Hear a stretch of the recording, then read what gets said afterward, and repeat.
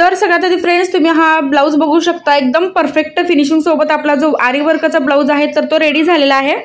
तर 32 size boat neck princess cut मध्ये आपला जो हा ब्लाऊज आहे तर तो आपण इथं रेडी केलेला आहे। तर आजच्या व्हिडिओमध्ये आपण याचं कटिंग बघणार आहोत आणि याचा जो स्टिचिंगचा व्हिडिओ आहे तर तुम्हाला तो नेक्स्ट व्हिडिओमध्ये माझ्या बघायला मिळेल। तर आजच्या व्हिडिओमध्ये आपण फ्रंट डीप नेक आणि बॅक बोटनेक याचं कटिंग पूर्ण डिटेलमध्ये बघणार आहोत। तर इथं बघू शकता की कस्टमरने माझ्या पूर्ण आरी वर्क करून जो हा शालू मधला पीस आहे तर तो दिलेला आहे। बघू शकता कमरेला सुद्धा वर्क आहे, हाताला सुद्धा हा वर्क आहे आणि हा बोटनेक मध्ये आपल्याला तयार करायचा आहे। सोबत आपल्याला शोल्डर जे आहे तर ते कमी ठेवायचं आहे, जितका आपल्याला बोटनेक मध्ये शोल्डर येतं तितकं न ठेवता आपल्याला शोल्डरची जी पट्टी आहे तर ती कमी ठेवायची आहे। सोबत आपल्याला गळा सुद्धा डीप ठेवायचा आहे आणि बॅक साइडला काय करायचं आहे, आपल्याला पूर्ण बोटनेक टाइप आपल्याला जो आकार आहे तर तो तयार करायचा आहे। तर पॅडेड ब्लाऊज आहे, मी इथं कप्स घेतलेले आहेत 30 साइजचे, अस्तर घेतलेला आहे मी 1 मीटर आणि जे छोटे लटकन बघू शकता तर ते सुद्धा मी तर बॅक साइडला लावायला डिझाइन साठी जी लटकन आहे तर ते घेतलेले आहेत। तर इतकं साहित्य आपल्याला पूर्ण या ब्लाऊज साठी आपण इथं घेतलेलं आहे। तर आता आपण बघणार आहोत आपला मेजरमेंट की आपल्याला 32 साइजला आपल्याला काय काय मेजरमेंट लागतं। तर छातीचं माप आहे 8 + 2 इंच 10 इंच, कमर 6 + 2 इंच, पूर्ण उंची 14 + 1 इंच, हात उंची 10.5 + 1 इंच, हात रुंदी 4.5 + 1 इंच, शोल्डर जे आहे मी इथं घेतलेला आहे 7.5, मुंडा 7.5 घेतलेला आहे।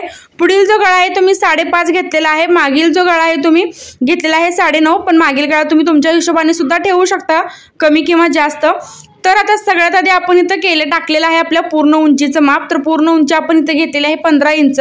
तर जितकी तुमची पूर्ण उंची आहे तर त्याच्यामध्ये 1 इंच मार्जिन आपल्याला ऍड करून आपण इथं पूर्ण उंचीचं जे माप आहे तर ते पेपरच्या पॅक बाजूला मी जे माप आहे तर ते पूर्ण उंचीचं असं मार्किंग केलेलं आहे। आता त्यानंतर आपण इथं घेणार आहोत आपलं शोल्डर। तर शोल्डर मी इथं घेतलेलं आहे 7.25, तर शोल्डर जे आहे 7.5 येतं, पण आपण काय करणार आहोत की शोल्डरची जी पट्टी आहे तर ती कमी ठेवणार आहोत आणि त्यासोबत आपण गळा सुद्धा फ्रंटला डीप ठेवणार आहोत। तर त्यामुळे आपण 7.5 न घेता आपण इथं शोल्डर जे आहे तर ते 7.25 इंच घ्यायचं आहे, किंवा तुम्ही जर खूप बारीक असाल, जो आपला शोल्डरचा जो भाग आहे तो खूप लहान असेल 7 इंच घेतलं तरी चालेल। तर मी 7.25 इथं घेतलेला आहे आपलं माप 32 साइजला। तर तुम्हीही तुम्हाला जर गळा पुढचा डीप पाहिजे असेल तर तुम्ही 7.25 जे माप आहे अगदी ॲक्युरेट आणि परफेक्ट बसतं 32 साइजला। तर 7.25 इंच मी असं शोल्डर घेतलेला आहे 7.5 न घेता। जर तुम्हाला फ्रंटचा गळा वरती पाहिजे असेल, हाय नेक पाहिजे असेल तर तुम्ही व्यवस्थित जे माप आहे 7.5 तर ते घ्यायचं आहे। फक्त आपल्याला बदल का करायचा आहे की आपण पुढचा गळा इथं डीप करणार आहोत, तर त्यामुळे आपण जे शोल्डर आहे तर ते कमी घेतलेलं आहे। तर आता मुंडा आपल्याला 7.5 इंचच घ्यायचा आहे, मुंड्यामध्ये आपल्याला काही कमी करायचं नाही।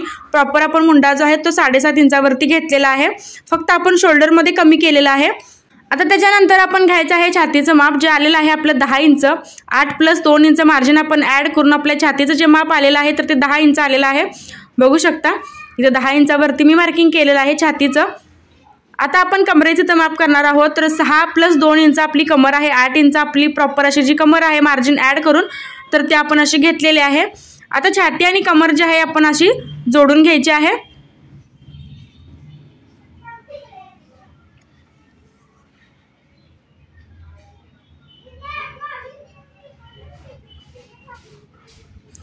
आता जसं की मी नेहमी तुम्हाला सांगत असते की कॉलरच्या ब्लाऊजला आणि बोटनेक ब्लाऊजला आपल्याला काय करायचं आहे, 1.5 इंच जो मुंडा आहे आतमध्ये घ्यायचा असतो। तर कोणत्याही साईजचं ब्लाऊज असो, मोठं साईज असो किंवा छोटं साईज असो, तर त्यावेळी तुम्ही जर बोटनेक किंवा कॉलरचे ब्लाऊज शिवत असाल तर प्रत्येक वेळी आपल्याला काय करायचं, मुंडा जो आहे 1.5 इंच आपल्याला आतमध्ये घेऊन असं क्रॉसमध्ये शोल्डरला आपल्याला एक लाईन आखून घ्यायची आहे। आता त्यानंतर आपली जी गळा रुंदी आपण देणार आहोत तर ती 4 इंचाची देणार आहोत, कारण आपल्याला शोल्डर जे आहे तर ते लहान ठेवायचं आहे, खूप मोठं ठेवायचं नाही। तर त्यामुळे आपण इथं गळा रुंदी घेतलेली आहे 4 इंच।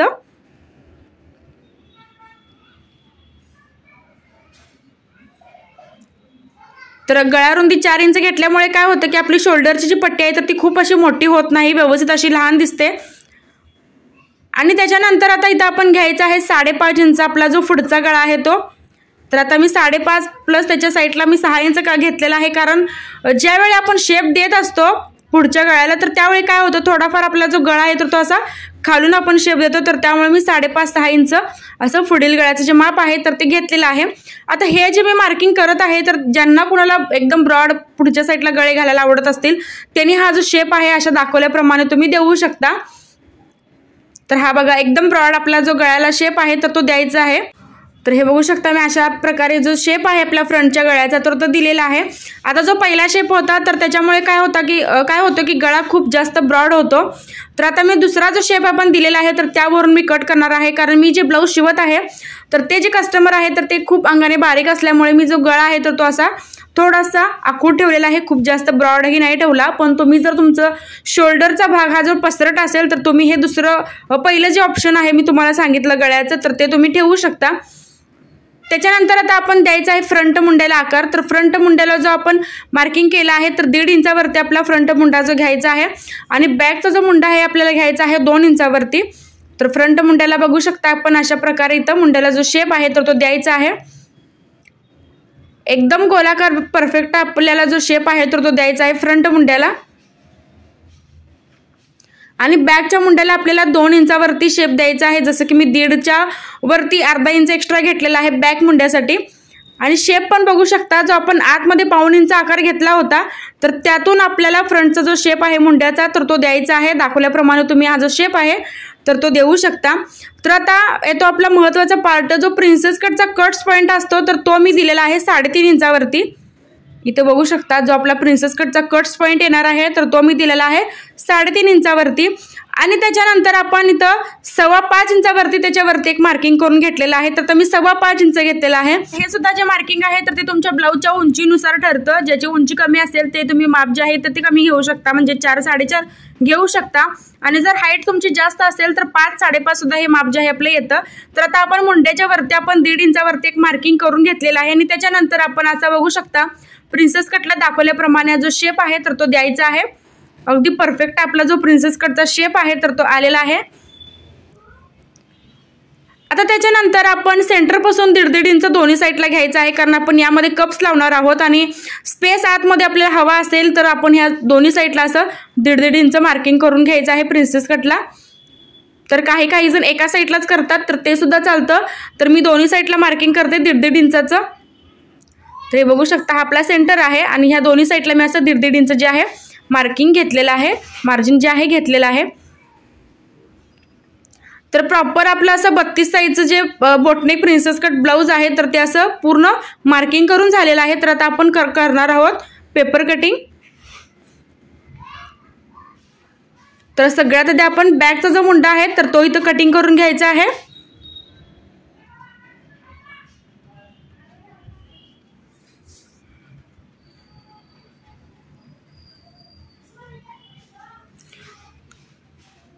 आणि दाखवल्याप्रमाणे आपण असे जे पार्ट्स आहेत प्रिन्सेस कटचे फ्रंटचे तर ते सुद्धा असे दाखवल्याप्रमाणे आपण इथं कट करून घ्यायचे आहेत। तर हा झाला आपला कटिंगचा व्हिडिओ। तर याच्यावरती आपण पुढे अस्तर सुद्धा बघणार आहोत की कसं कुठले पार्ट जे आहेत आपण अस्तरवरती ठेवून घ्यायचे आहेत। तर स्टिचिंगच्या व्हिडिओमध्ये सुद्धा तुम्हाला एकदम परफेक्ट पद्धतीने कप्स कसे लावायचे, फिटिंग व्यवस्थित कसं करायचं किंवा एकही चून न पडता कप्स कसे लावायचे तर ते तुम्हाला माझ्या नेक्स्ट व्हिडिओमध्ये बघायला मिळणार आहे। सो तोही तुम्ही व्हिडिओ जो आहे एकदम कंप्लीट बघा। तर आता हे बघू शकता आपण बॅक कट करून घेतलेला आहे, गळा सुद्धा आपला फ्रंटचा आपण कट करून घेतलेला आहे आणि जो प्रिन्सेस कटचा पार्ट आहे बॉटमचा तर तो आपण इथं आता कट करत आहोत। प्रिन्सेस कटचा शेप जो आहे तर तो इथं आपण आता कट करून घ्यायचा आहे। तर स्लीवचं कटिंग मी या व्हिडिओमध्ये दाखवलेलं नाही, कारण स्लीवचे व्हिडिओ मी 2 सविस्तर अगदी व्यवस्थित तुम्हाला मी त्यामध्ये समजून सांगितलेलं आहे, तर तेही माझ्या चॅनलवरती अपलोड आहे। तर एल्बोपर्यंत स्लीव्ज आणि शॉर्ट स्लीव्ज कशी काढायची तेही सुद्धा एकदम सोप्या पद्धतीने छातीच्या मापावरून कोणताही मुंडा न मोजता तर तेही तुम्ही व्हिडिओ बघू शकता। अगदी सविस्तर मी माहिती तुम्हाला दिलेली आहे स्लीवची। अगदी स्लीव्ज जे आहेत आपल्याला कमी सुद्धा पडत नाहीत, जास्त सुद्धा होत नाहीत, एकदम परफेक्ट स्लीव्ज मी तुम्हाला त्यामध्ये काढायला शिकवलेले आहे। तर यामध्ये मी त्याचा व्हिडिओ जो आहे दाखवलेला नाही, कारण व्हिडिओ जो आहे खूप लॉंग होतो। तर त्यामुळे स्लीवचं जी कटिंग आहे तुम्हाला बघायचं असेल तर तो व्हिडिओ जो आहे माझा सेपरेट माझ्या चॅनलवरती अपलोड आहे फक्त स्लीव्जवरती, तर ते तुम्ही बघू शकता। आता अस्तरवरती आपण बॅक पार्ट आपला ठेवलेला आहे, बॅक बाजूला मी आपला बॅक पार्ट आहे तो ठेवलेला आहे असा। तर बॅक पार्टमध्ये आपल्याला कोणतंही मार्जिन वाढवून घ्यायचं नाही, जसं आपण पेपर कटिंग केलं होतं तर तेच ठेवून अस्तरवरती आपण हे पूर्ण कटिंग करून घ्यायचं।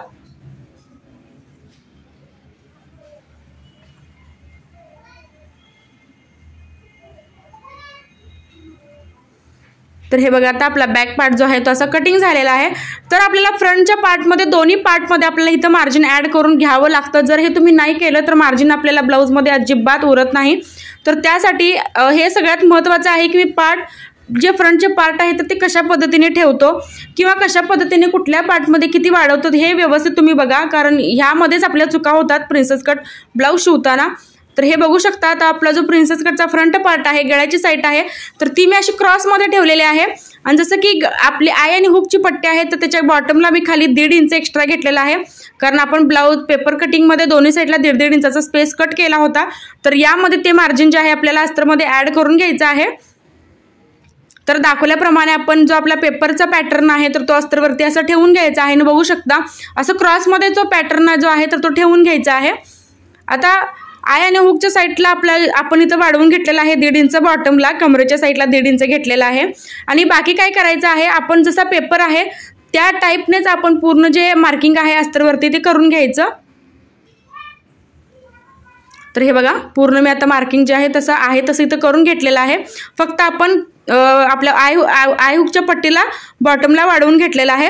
आता जी बाजू आपण प्रिन्सेस कटच्या दुसऱ्या पार्टला जोडणार आहोत तर त्या साईडला आपण काय करायचं आहे, एक अर्धा इंच वाढवायचं आहे, किंवा तुम्ही जितकं शिलाई मार्जिन घेता आतमध्ये तितकं तुम्ही हे वाढवून घ्यायचं आहे।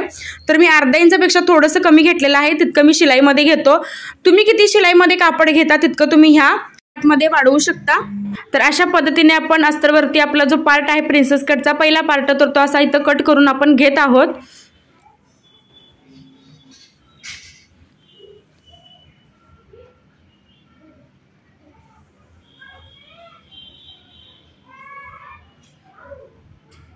तर हे बघू शकता, आपला जो प्रिन्सेस कटचा पार्ट आहे तर तो आपण अशा पद्धतीने इथं वाढवून घेतलेला आहे। तर आता आपण कट करायचा आहे अस्तरवरती आपला प्रिन्सेस कटचा दुसरा पार्ट। तर या पार्टमध्ये सुद्धा आपल्याला मार्जिन जे आहे अस्तरवरती वाढवून घ्यायचं असतं। तर हे बघा, सगळ्यात आधी आपण इथं मार्किंग करून घेणार आहोत। जसं आपला इथं पॅटर्न आहे पेपरचा तर त्या टाईप आपण इथं पूर्ण मार्किंग करून घ्यायचं आहे अस्तरवरती।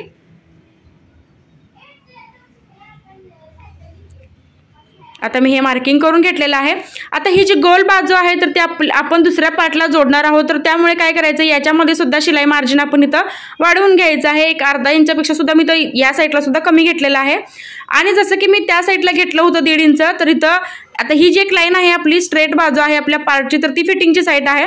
तर फिटिंगच्या साईडला कमरेच्या साईडला आपल्या बॉटमला आपण 1.5 इंच घेतलेला आहे आणि 1.5 इंच बॉटमला घेऊन आपण असं क्रॉसमध्ये मार्किंग करून घ्यायचं आहे आपल्या दुसऱ्या पार्टला प्रिन्सेस कटच्या। तर हे सुद्धा बघू शकता, अगदी सिंपल पद्धतीने मी तुम्हाला सांगण्याचा प्रयत्न केलेला आहे।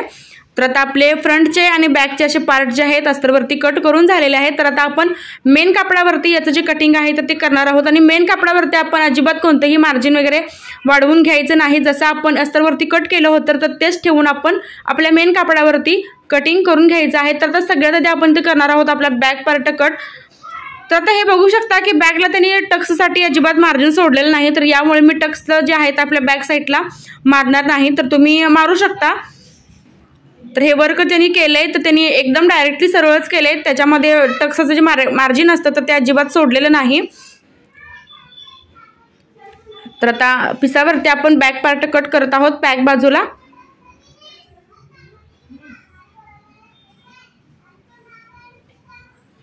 तर आपला बॅक पार्ट आपण असा कट करून घेतलेला आहे, बघू शकता। तर नेक्स्ट व्हिडिओमध्ये तुम्हाला याचं सुद्धा जी डिझाईन आहे तर ती बघायला मिळणार आहे।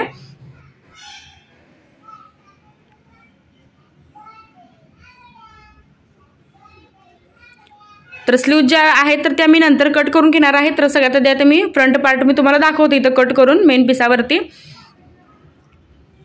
तर अगदी व्यवस्थित आपण इथं ॲडजस्ट करून मगच आपले जे फ्रंट पार्ट आहे तर ते ठेवून कट करून घ्यायचे आहेत। आता जसं की तुम्ही इथं बघू शकता की आपला जो मेन कापड आहे पीस आहे तो एकदम जाड आहे, ब्रॉकेटमध्ये आहे, तर त्यामुळे मी डबल अस्तर यामध्ये कट केलेलं नाही। पण तुम्ही ज्यावेळी कधी पॅडेड ब्लाऊज शिवत असाल, कप्स लावून जर शिवत असाल ब्लाऊज आणि तो जर पीस पातळ असेल तर तुम्हाला डबल अस्तर कट करावं लागतं, एक पिसाला लावायसाठी आणि एक कप्सला लावायसाठी। तर हे आपल्याला नेहमी लक्षात ठेवायचं आहे। तर आता हे एक आपलं ब्रॉकेट होतं, जाड होतं, तर त्यामुळे मी तर सिंगलच आपलं जे अस्तर आहे तर ते कट केलेलं आहे। पण नेहमी आपल्याला काय करायचं आहे, आपण ज्यावेळी पातळ पीस असतो शिवत असतो तर त्यावेळी आपल्याला डबल अस्तर जे आहे तर ते लावावे लागतात कप्स ब्लाऊजसाठी। आता जेवढं आपलं एक्स्ट्राचं कापड होतं स्लीव्हचं तर ते आपण इथं कट करून घेतलेलं आहे। तर यामध्ये आपण काढणार आहोत आपल्या स्लीव्ज। तर एकदम आपल्या ब्लाऊजची जी डिझाईन आहे, आपलं ब्लाऊजचं फिनिशिंग आहे एकदम परफेक्ट झालेलं आहे. तो स्टिचिंगचा व्हिडिओ जो आहे तर तो तुम्ही नक्की बघा. तर आता हे बघा मी गळासुद्धा असा कट करत आहे. तर अशा पद्धतीने तुम्हीही कोणत्याही साईजचं जे ब्लाऊज आहे तर ते कट करू शकता. आणि जसं की माझे भरपूर व्हिडिओ आहेत 36 साईजचे 38 साईजचे प्रिन्सेस कटमध्ये, तर तुम्हाला जर जमत नसेल तर ते व्हिडिओ तुम्ही बघून करू शकता. तर फ्रेंड्स, तुम्हाला माझा आजचा व्हिडिओ कसा वाटला हे कमेंटमध्ये नक्कीच सांगा. काही डाऊट असतील तर तेही तुम्ही मला कमेंटमध्ये विचारू शकता. आणि जर तुम्हाला 32 साईजचं फ्रंट डीप नेक आणि बॅक बोटनेक ब्लाऊज जर तुम्हाला शिवायचा असेल तर हा व्हिडिओ तुम्ही नक्की बघा. कारण मी आता ब्लाऊज शिवून बघितलेला आहे आणि तुम्हाला मी ते घालूनही दाखवलेलं आहे. अगदी परफेक्ट बसतं, काही प्रॉब्लेम येत नाही. थोडंफार तुम्हाला कुठेतरी फिटिंग करावं लागतं छातीत किंवा कमरेत, आणि ते सुद्धा प्रत्येकाचे जे बॉडी टेक्स्चर असतं तर ते वेगवेगळं असतं. तर त्यामुळे कुणाला कमी किंवा जास्त हे फिटिंग कमी जास्त करावं लागतं.